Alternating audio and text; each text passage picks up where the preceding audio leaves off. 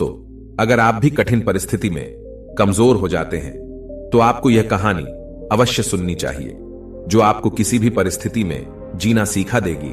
इसलिए आपको यह कहानी जरूर सुननी चाहिए। एक बार गौतम बुद्ध एक वृक्ष के नीचे बैठकर अपनी साधना में लीन थे। वह कई दिनों से इस साधना को कर रहे थे। जिस जगह पर बुद्ध ध्यान कर रहे थे उसी रास्ते से शिकारी कहीं जा रहा था। शिकारी ने महात्मा बुद्ध के बारे में काफी तारीफ सुनी थी, जैसे उनके स्वभाव के बारे में, उनके ज्ञान के बारे में। लेकिन यह सब सुनकर भी वह उनसे संतुष्ट नहीं था और उसे महात्मा बुद्ध पर विश्वास नहीं था।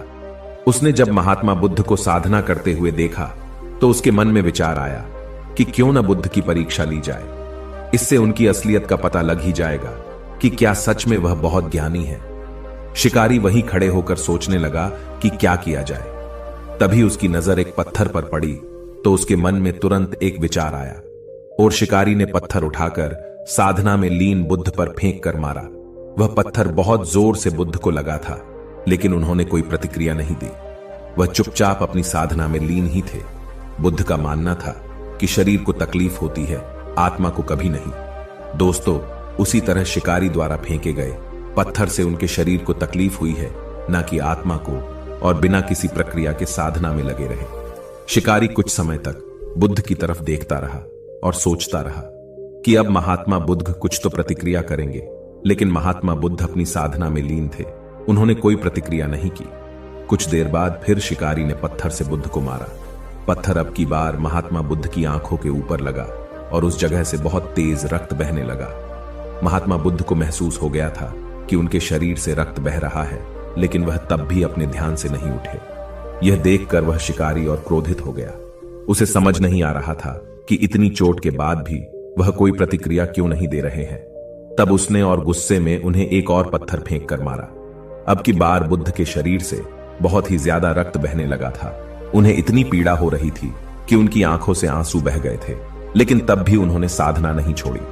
यह देखकर शिकारी से रहा नहीं गया और वह गौतम बुद्ध के पास गया और बोला, है महात्मा, मुझे आपसे कुछ पूछना है। बुद्ध ने इस बार अपनी आंखें खोली। बुद्ध की आंखों की चमक से ही वह व्यक्ति हैरान था। बुद्ध ने कहा, पूछो, क्या पूछना चाहते हो? शिकारी ने कहा, जब मैंने आपको पत्थर मारा तो आपने प्रतिक्रिया क्यों नहीं दी, जबकि आपको चोट लगी है और आपको पीड़ा भी हो रही है, लेकिन तब भी आपने कुछ नहीं कहा। तब महात्मा बुद्ध ने बड़े ही सरलता के साथ कहा, क्योंकि इससे मेरे शरीर को कष्ट हुआ है, मेरे मस्तिष्क को नहीं।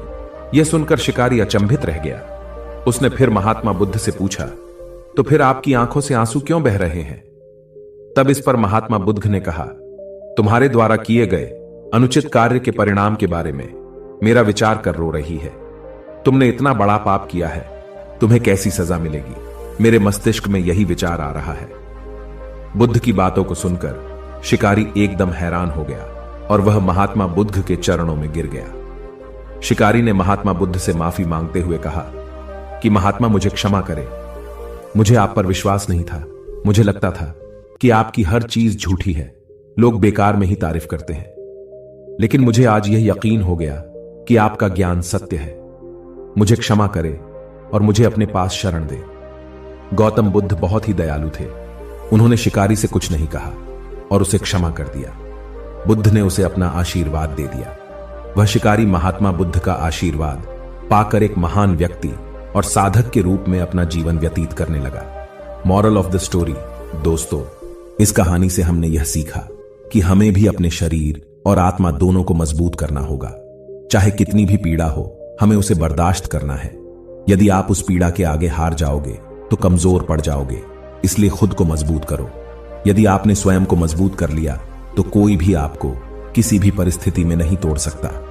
दोस्तों, आप हमें कमेंट करके जरूर बताएं कि आपको यह कहानी कैसी लगी। ऐसी ही कहानियों को पाने के लिए आप हमारे चैनल को सब्सक्राइब जरूर करें। सुनते रहिए। धन्यवाद।